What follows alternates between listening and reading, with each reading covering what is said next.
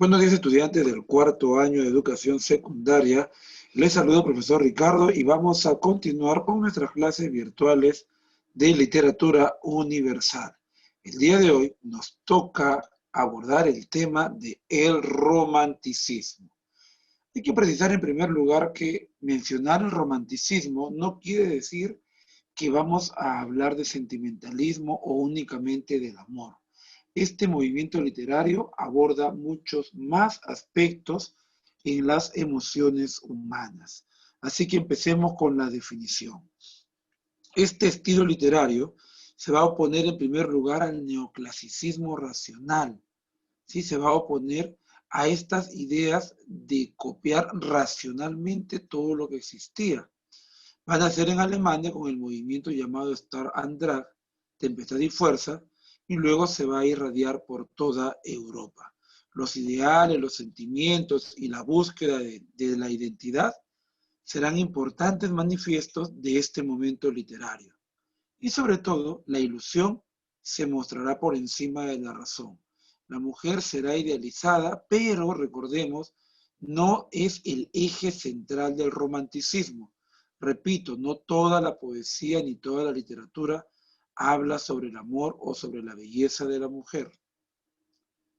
¿Qué características tuvo entonces el romanticismo universal o europeo en este caso? Mencionemos las más importantes. En primer lugar, tenemos a la subjetividad. La subjetividad consistía en expresar las emociones y los deseos del poeta y también reflejar los ideales y puntos de vista. A veces podían ser sobrevaloraciones, como en otras ocasiones prejuicios. Sin embargo, estas opiniones personales volcadas en el arte, en la literatura, en la poesía, en la narrativa, eran seguidas muchas veces por los lectores como verdaderas. En segundo lugar, tenemos al nacionalismo, que significa el interés por lo propio, por la historia. Este aspecto del romanticismo va a impulsar a que los escritores, los artistas e inclusive el público lector quieran conocer más sobre su pasado cultural, sobre su historia. Y esto va a permitir que se investigue y se recopilen leyendas. Son famosos, por ejemplo, los hermanos Grimm, que recorren las montañas más alejadas, los pueblos más olvidados de Alemania, y rescatarán hermosos relatos. Sin embargo, el hecho de recorrer distintos lugares recopilando leyendas no nos van a siempre dejar como cosecha historias idealistas, fantásticas y de ensueño, sino que también habrán leyendas sobrenaturales. Y es que el romanticismo será el iniciador de la literatura de terror. La tercera característica es la rebeldía o libertad, ya que se opone el escritor romántico a aquello que restringe su libertad. El romanticismo se revela ante lo que considera injusto. Ojo, no ante lo que es, sino ante lo que se considera. Y la mayoría de obras románticas son una apología a luchar por esa libertad en contra de las situaciones opresoras que se vivían. Como cuarta característica tenemos la individualidad. El yo va a estar por encima de todo. La felicidad personal, alcanzar la realización de uno mismo. Se van a dejar de lado estas tradiciones donde la familia decidía, por ejemplo, con quién se casaban los hijos y donde sobre todo los padres de novias las ofertaban como un medio de poder solventar los gastos de su familia. Muchas veces se recurría al chantaje emocional para que la hija aceptara casarse con un hombre mayor a cambio de fortuna para su familia.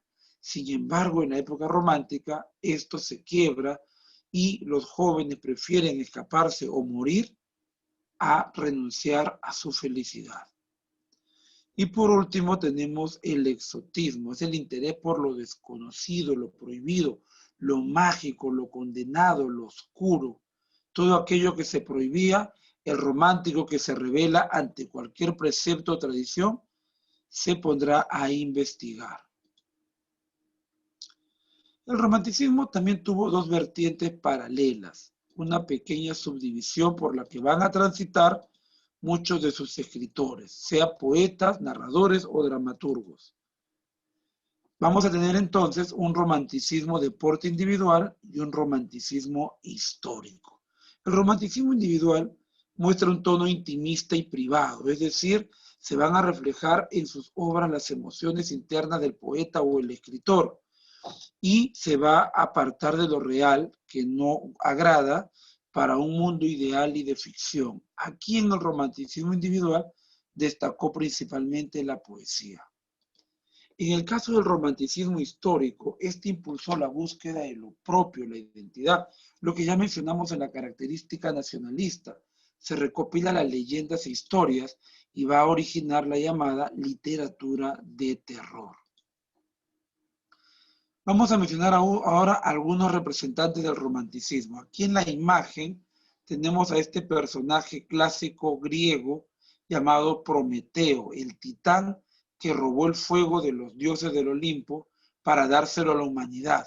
Prometeo ha sido en muchas ocasiones ensalzado como el verdadero héroe de la humanidad y por eso símbolo también del romanticismo. Empecemos. El fundador de todo este movimiento, el iniciador universal, será el alemán Johann Wolfgang Goethe. Este escritor prolífico pasó por poesía, pasó por la narrativa, la dramaturgia, la filosofía e incluso incursionó en la política. Pero vamos a mencionar solamente tres de sus tantas obras. La primera, la novela con que se hizo conocido, una novela epistolar, Las cuitas del joven Werther. Esta novela o esta historia se presenta a manera de epístolas, o sea, de cartas, donde Werther verá que el amor que sintió por Charlotte, ¿no? Y el cual nunca pudo manifestar, ahora se ha perdido, ya que Charlotte se ha casado con otra persona. Y a pesar del tiempo, Werther descubre que Charlotte siempre lo amó, pero por su indecisión y porque los padres de Charlotte decidieron casarla con otro hombre, Werther se siente solo y ofuscado, frustrado en la búsqueda de su ideal, y entonces la única manera de ser libre ante la opresión social es la muerte. Werther se suicida de un balazo y esta novela impactó tanto en Alemania que a la semana de publicada la novela, ya más de 10 jóvenes tomaron la misma decisión. Esto hizo que la sociedad prohibiera la novela y se creara toda una polémica. Sin embargo, al ser prohibida la novela, esta se leyó mucho más, porque recuerden, el romántico es rebelde a las normas. Y terminó también la obra por esparcirse, por expandirse, por publicarse, por difundirse por toda Europa. Luego, Wolfgang Goethe también escribió un poema muy largo, muy libertario e idealista llamado Prometeo, donde, como ya mencionamos hace un instante, se toma esta figura mítica, legendaria, para simbolizar al héroe que lucha por mejorar a la humanidad. Prometeo roba el fuego aún a costa de un castigo eterno, con tal de ver a los hombres progresar. Entonces, esta es la búsqueda de un héroe que se sacrifique por los demás, el Jesucristo del clasicismo. Y por último, una de sus más grandes obras teatrales, Fausto. Fausto va a encerrar el trato legendario entre el hombre y el demonio a cambio de los placeres de la vida. Esta historia que la vamos en otro video a desarrollar con más detalle, cuenta la vivencia de un sabio, de un hombre que dedica toda su vida a buscar resolver los misterios del universo. Cuando llega a la ancianidad se da cuenta que no es feliz. Y este demonio que vemos en la imagen, llamado Mefistófeles, le ofrece una nueva oportunidad para disfrutar de la vida a cambio de que él, al final, le entregue su alma. Y en realidad el demonio no tenía mucho placer por el alma de Fausto, sino que el trasfondo era una apuesta entre Satanás y Dios que se había desarrollado en el cielo. Y la apuesta caía sobre Fausto.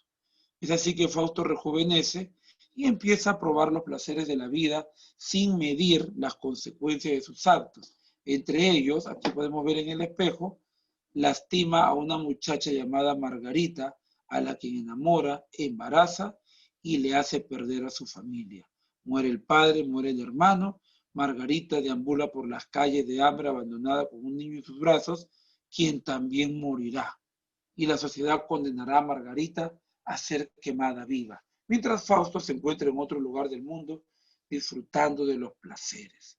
Fausto, por sus actos, es condenado al infierno. Sin embargo, el perdón de Margarita, y por eso acá recalcamos que la figura femenina es redentora, el perdón de Margarita lo librará del infierno. En esta obra también se va a mostrar la desacralización de todo. Por ejemplo, Dios apostando con el diablo sobre nuestras vidas humanas, o también cuando Fausto viaja al pasado clásico griego y se ve cómo realmente son estos héroes que tanto conocimos, como Helena de Troya. En conclusión, Johann Wolfgang Goethe va a mostrar el amor y la emoción por encima de la razón. Pasemos a otro escritor alemán, Friedrich von Schiller, amigo íntimo también de Goethe. Este escritor también fue poeta, compositor, dramaturgo, ¿no? Y narrador. Vamos a empezar con una de sus obras que desató también muchísima polémica entre la iglesia y la sociedad, La Virgen de Orleans. La Virgen de Orleans es una obra teatral que aborda la vida de Juana de Arco, esta heroína francesa, ¿no? Que intenta luchar por el rey de Francia y por la libertad de su pueblo, sin embargo es traicionada por su propio rey. En la Virgen de Orleans, Juana de Arco es mostrada como una mujer pura y virginal, como una mujer que podría engendrar al Mesías de la humanidad, que no es otro que sino la libertad, el deseo de luchar por nuestra libertad. Muchos en la Edad Media tuvieron la polémica sobre si Juana de Arco podía ser considerada santa o no, ya que ella manifestaba en su defensa por la libertad de Francia que el propio Dios se lo había pedido, que ella había escuchado la voz del Señor. Sin embargo, en las últimas batallas donde Juana de Arco es traicionada, esta voz se calla y ella sucumbe. En la época medieval, entonces, la gente consideraban algunos como santa a Juana de Arco y otros como una pecadora cualquiera. A raíz de la publicación de Friedrich von Schiller, otra vez la polémica se desata y la iglesia lo censura. Años más tarde, Schiller publica el himno a la alegría u Oda a la alegría, un poema muy hermoso que posteriormente Beethoven lo va a musicalizar, donde se habla de la hermandad de la humanidad. Y también dentro de este interés que tenía Schiller por rescatar a héroes europeos dentro de un concepto de humanidad, porque no le importaba que fueran de otros países, recuerden que él era alemán, él va a escribir la historia de Guillermo Tell, donde también se verá el heroísmo por la libertad y la lucha por el fin de la tiranía. Según esta historia, basada en una leyenda popular, sobre todo de los suizos, Guillermo Tell representa, o mejor dicho, es parte del pueblo suizo dominado por los mismos alemanes. Y un día Guillermo Tell caminaba con su hijo sin ningún interés de rebelarse contra sus conquistadores y había puesto el gobernador de la ciudad un sombrero del emperador ante el cual todos debían arrodillarse. Guillermo y su hijo no se arrodillan y esto origina la molestia del gobernante que condena a Guillermo a disparar una flecha, ya que se enteró que era un experto ballestero, a disparar una flecha a una distancia de 100 metros sobre una manzana verde que estaba colocada en la cabeza de su hijo.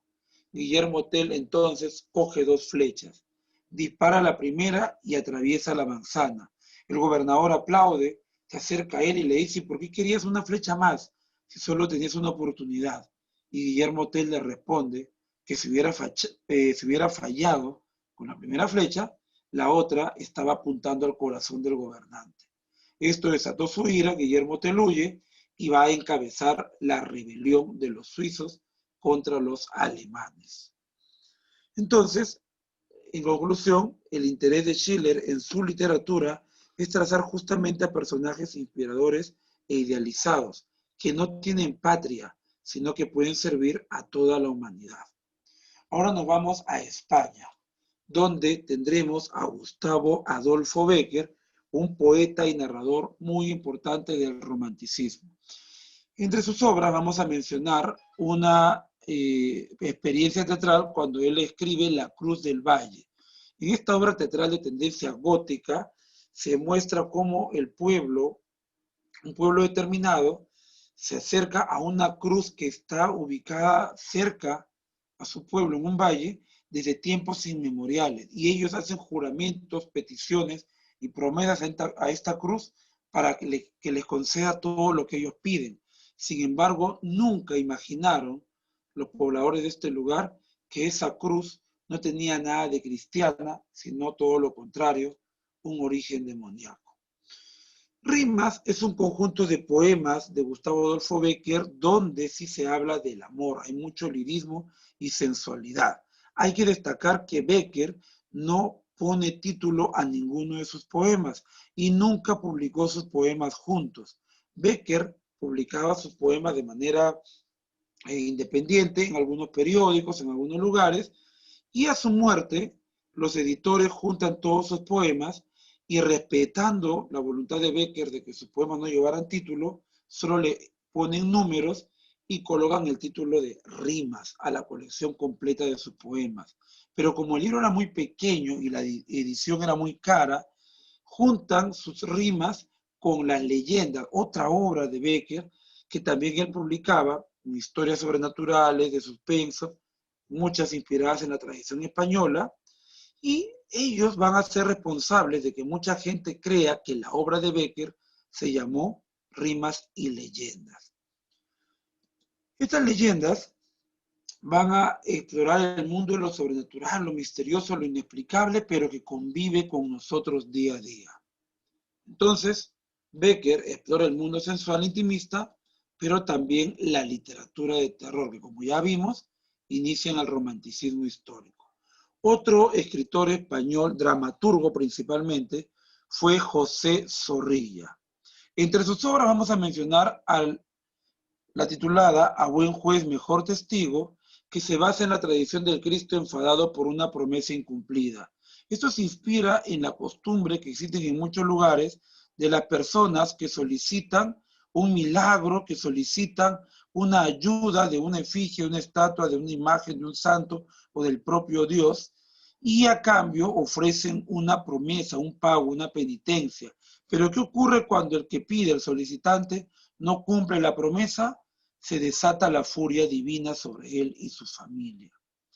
Otro conjunto de cuentos en los que incursiona José Zorrilla será titulado Cuentos de un loco, donde se ve el mundo sobrenatural muy cercano al nuestro.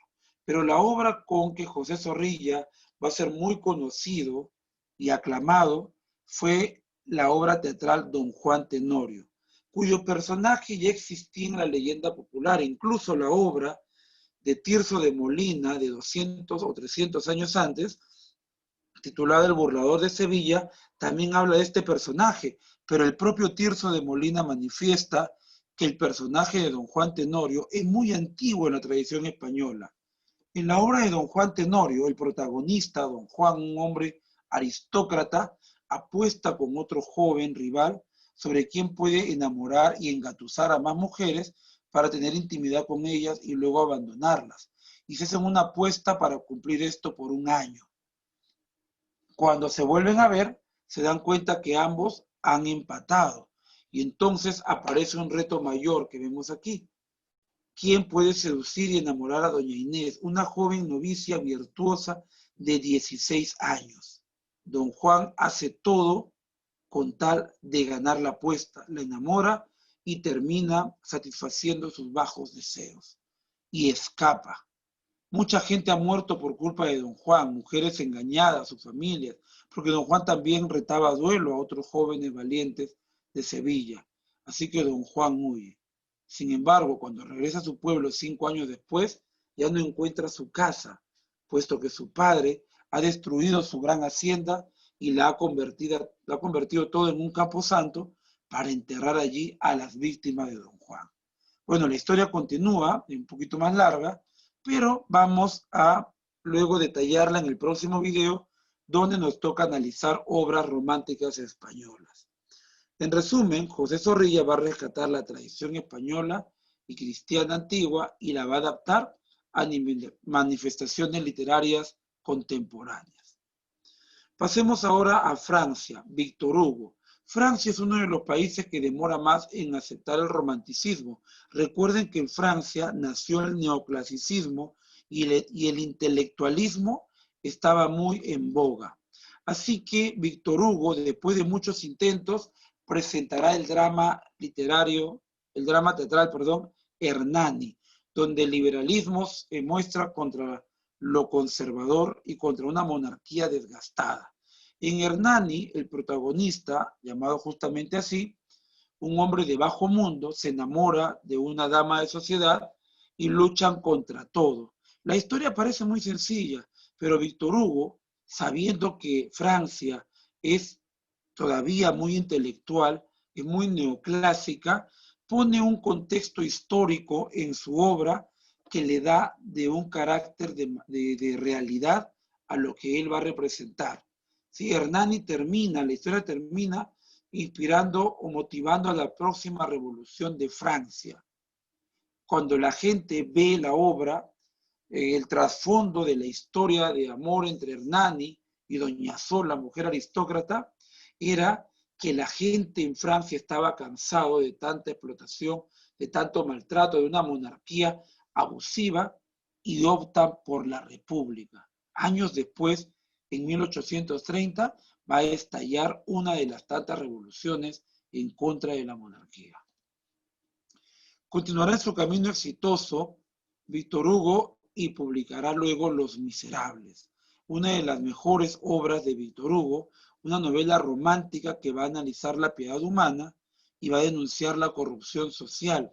Los Miserables también, fiel al estilo de Víctor Hugo, tienen un contexto histórico real, que será la Revolución Francesa. Y por último mencionaremos a Nuestra Señora de París, o conocida también como el jorobado de Notre Dame.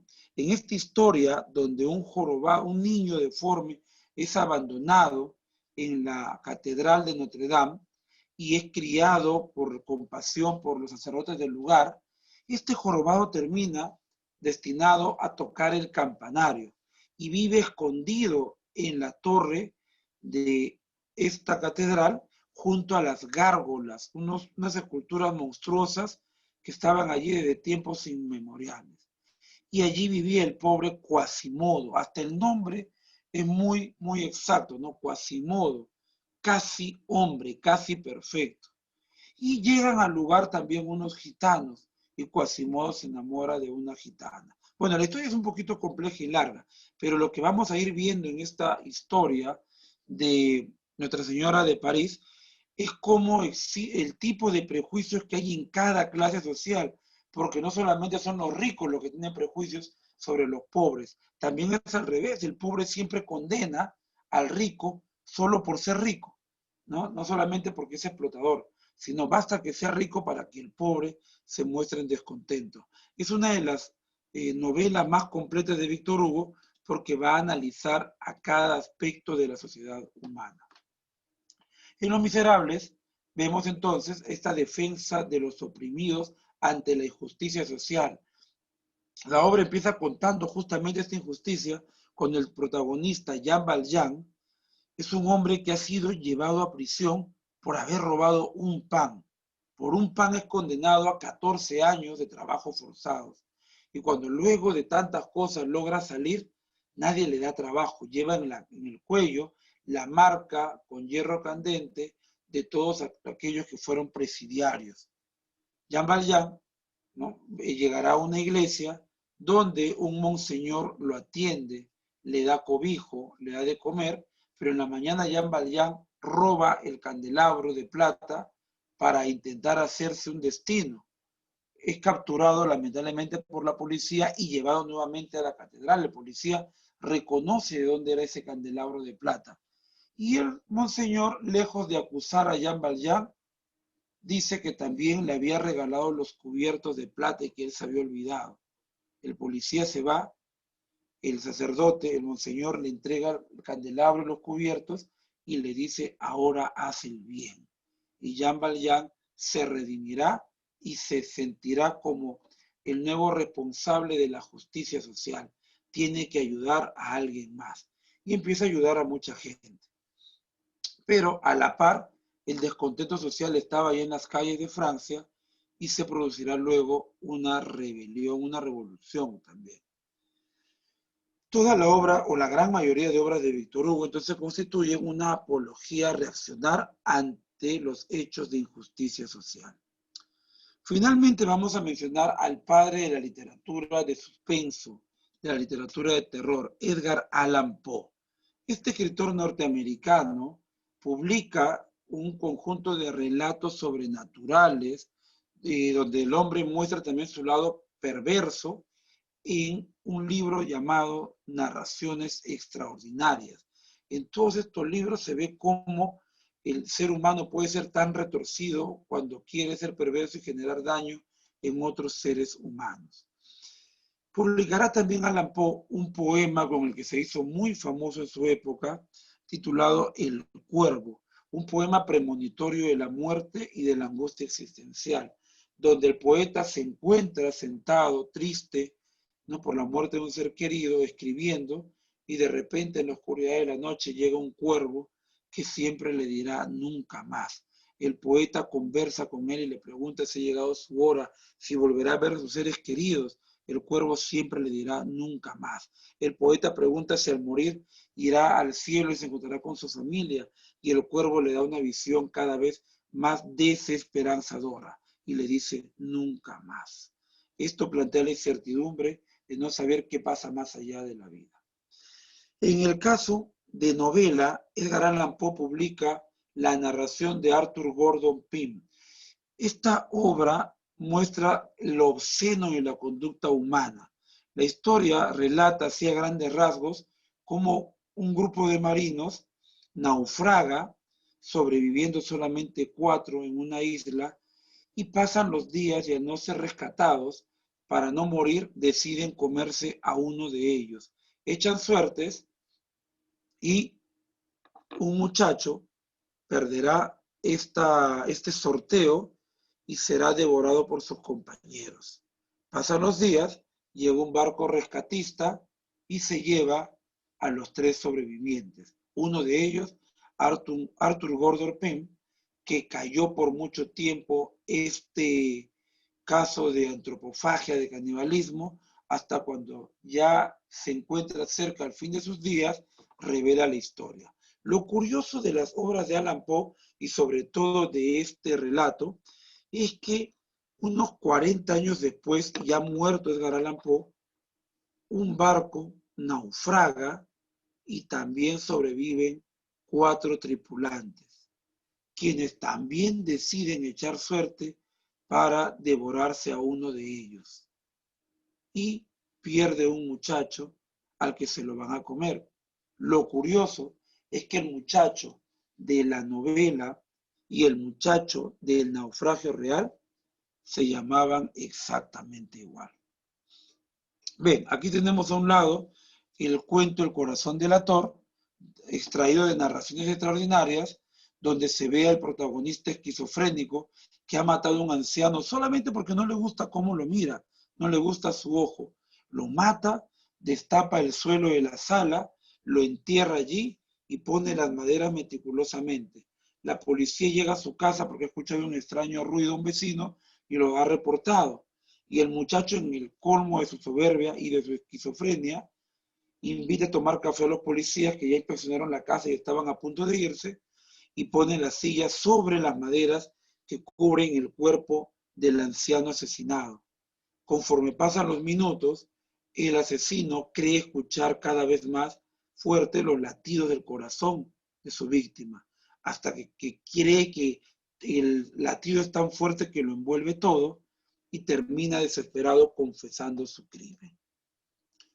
Edgar Allan Poe entonces representará al fatalismo, a la desgracia, al misterio y lo sobrenatural en la literatura. Bueno, muchachos, esto ha sido todo en resumen, el tema sobre el romanticismo universal. Existen muchos más escritores, sobre todo románticos, que se acercan a la literatura de terror, como Mary Shelley, con la novela Frankenstein, ¿no? Como Bram Stoker, con la novela Drácula, entre otros. Pero hemos hecho un extracto y ya continuaremos hablando de los demás en un próximo video y también en nuestra clase virtual. Sí, espero que hayas comprendido y cualquier cosa, cualquier duda, ya sabes consultar con tu profesor. Muchas gracias y hasta la próxima semana.